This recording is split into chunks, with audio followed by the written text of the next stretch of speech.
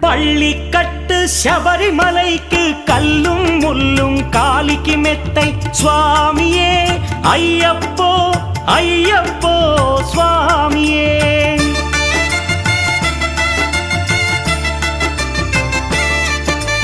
பள்ளிக்கட்டு சபரிமலைக்கு கல்லும் முள்ளும் காலிக்கு மெத்தை சுவாமியே ஐயப்போ ஐயப்போ స్వామియే.